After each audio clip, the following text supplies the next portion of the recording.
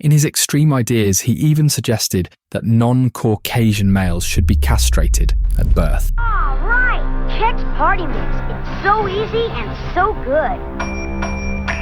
Homemade recipes, you just pop in a microwave. Caramel chocolate drizzles. Happier holidays. Chex, Chex, Chex, Chex, Chex. There's no way that you haven't had a bowl of Chex cereal before. That delicious and crunchy breakfast cereal available in rice, corn or wheat varieties. But what if we told you that Chex has a controversial history that you had no idea about? In fact, it is said that Chex has been linked to a bizarre cult. But why? Keep watching, because today we will explore the truth about Chex and its mysterious past that almost nobody knows about.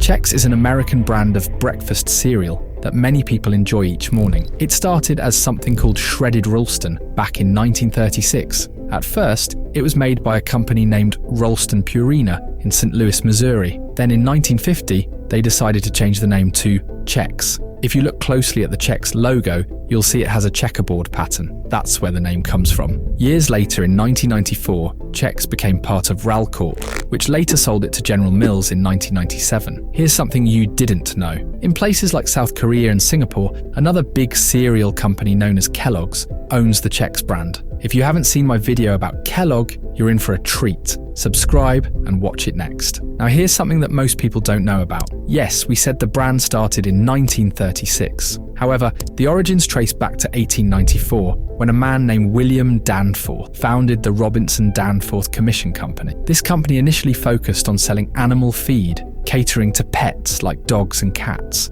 as well as farm animals like horses and pigs. The twist in this tale comes when Danforth decided to switch to making cereal for humans, collaborating with a man called Webster Edgerly, a self-help author known for advocating whole grain diets. Edgerly was quite the character, and he started a quirky social movement called Ralstonism. It was like a club for people who wanted to learn some pretty unconventional ideas from Webster Edgerly himself. He taught people a mix of what he called personal and racial hygiene, which is not at all scientific. Someone else in history also practiced racial hygiene. The club, called the Ralston Health Club, worked like a special league where you could climb the ranks by reading and studying Edgerly's own books. Imagine collecting badges, but instead you're gaining degrees from 0 to 100 by following his special advice. As members collected these degrees, they moved up in the club, making it seem like a mysterious game of knowledge and status. Edgerly had a strange vision for his followers, wanting them to be the first in a new race, mainly consisting of Caucasians, free from what he called impurities. In his extreme ideas, he even suggested that non-Caucasian males should be castrated at birth. This was an extreme and dangerous belief Edgerly had. Writing under the name Edmund Shaftesbury, he published 82 books that some might call self-help today. These books had all sorts of topics like how to eat and exercise properly, use punctuation, and how to breathe artistically or make different facial expression. He even wrote about things like sexual magnetism and ventriloquism. I'll tell you more about sexual magnetism in a bit, but just in case you didn't know, ventriloquism is an act where a person called a ventriloquist talks in a way that makes it seem like their voice is coming from somewhere else. They often use a puppet, known as a dummy, to make it look like the puppet is the one talking. Personally, I've always thought it was kind of creepy, so while Edgerly claimed that the Ralston company wasn't selling anything, he actually sold his cult books through mail order, reaching many people with his words and eccentric ideas. But how wild were his ideas really? Well, these books suggested every young man should try a temporary marriage with a woman old enough to be his grandma. He even invented his own language called Adam Mantung, which used a 33-letter alphabet. Another group called the Magnetism Club of America was set up by Edgerly for those who wanted to learn to control other people's minds. These Ralstonites had to follow odd dietary rules like believing watermelons were toxic to white people. According to Edgerly, by eating right and exercising correctly, you could gain something he called personal magnetism, which apparently lets you influence others' thoughts. This exercise regimen involved bizarre rituals like moving only in smooth arcs and walking only on the balls of the feet, because sharp movements could cause leakage of vital force. People were instructed to do even the simplest tasks, like picking up marbles in soft circular motions. There was a specific way for Ralstonites to bathe, gesture, sit, stand, sleep, talk, and even have certain interactions, all to keep this mystical force intact. Then came the Ralston Purina Company into the story. This company, based in St. Louis, Missouri, was a big deal in the world of animal feed, pet food, human food, and even entertainment. Back around 1900, Edgerly joined forces with William Danforth, the founder of the Purina Food Company. Edgerly was specifically invited by Danforth to take part in the Purina Whole Food Company because their ideas about healthy eating were quite similar. With Edgerly's vibrant health cult following, this new team-up seemed like a perfect match. But really, I think this was Edgerly's front for Ralstonism, taking advantage of his rapport with Danforth in the process. This partnership and name lasted until 1986, when the company split into two separate companies, Ralston and Purina. And let me tell you one more thing that happened. In 1905, Edgerly tried to make his wacky ideas come to life by starting a community called Ralston Heights for his followers, the Ralstonites. Imagine a village where everyone tried to live by Edgerly's weird rules and beliefs. It sounds like something out of a fiction story, but just like many other out there projects, it didn't turn out as Edgerly hoped. His dream of creating a perfect society crumbled. Still, he managed to brainwash over 800,000 people to follow his ideas. Now, let's talk about the history of Chex cereal, starting with shredded Ralston. Back in 1936, a new type of cereal called shredded Ralston hit the grocery store shelves. It was a ready-to-eat cereal made entirely from pure whole wheat. The cereal went through a process where it was cooked, shredded, and then toasted to a tasty golden brown, giving it a unique and delightful flavour. This cereal was quite versatile. People would put it on their salads as a topping, like a crouton. They added honey or lemon, or even drizzled it with butter and ate it as a snack. Among the earliest and most surprising features of Chex cereal was its unique shape. When Rice Chex made its grand debut in 1950, it was all about those exciting, golden toasted shreds of rice that were woven into little hollow, bite-sized waffles. This fun crisscross design made Rice Chex a breakfast game changer because it was perfectly crafted for easy munching. And Chex's revolution didn't stop. In 1951, the classic shredded Ralston took on a new identity as Wheat Chex.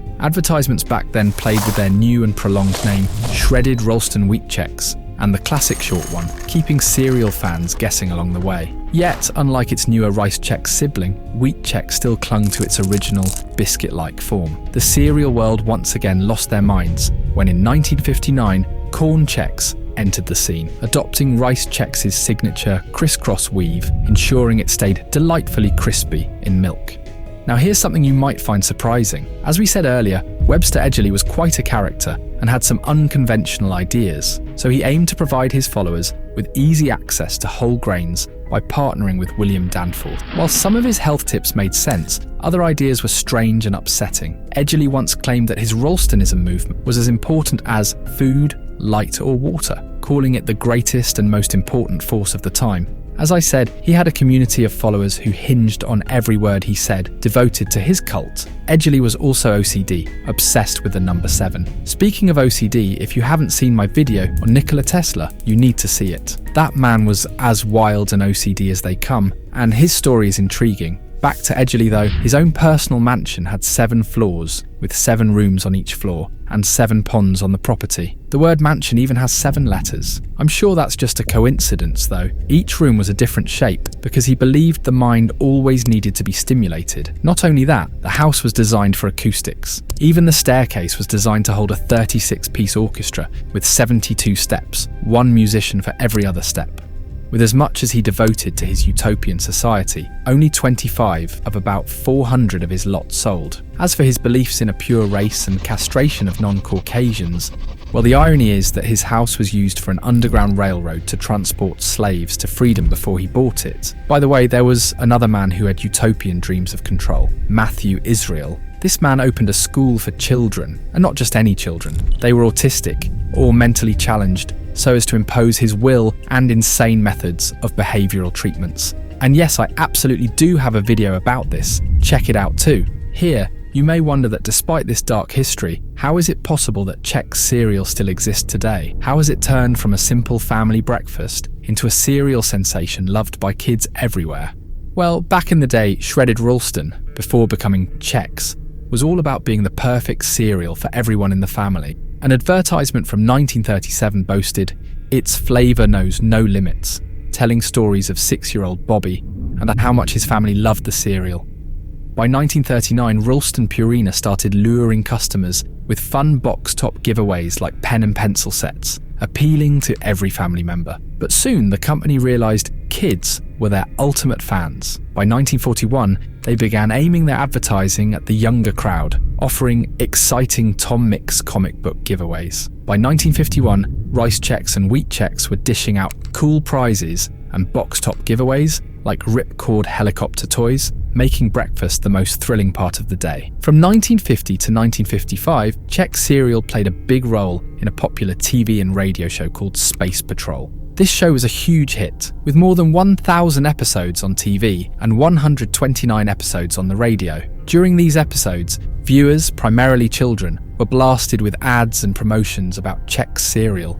They even offered exciting prizes and fun offers that made kids want to eat Chex for breakfast. This partnership helped make Chex cereal even more popular with kids and families during that time. Then Ralston Purina decided to change their strategy in 1956. They put messages on the cereal boxes and in some newspapers saying they wouldn't be putting toys in the boxes or aiming their ads at kids anymore. They wanted people to know that Chex was not just for kids. Even with this new focus, future ads for Chex became even more exciting and fun. They announced that cereal boxes would have one of 9 different prizes inside, like a secret agent ring or an invisible spy pen, which kids would definitely find pretty cool. The brand kept on advertising in a way that was obviously directed toward children. In 1968, Chex featured the thrilling adventures of a cartoon trio known as the Chex Mates in their TV commercials.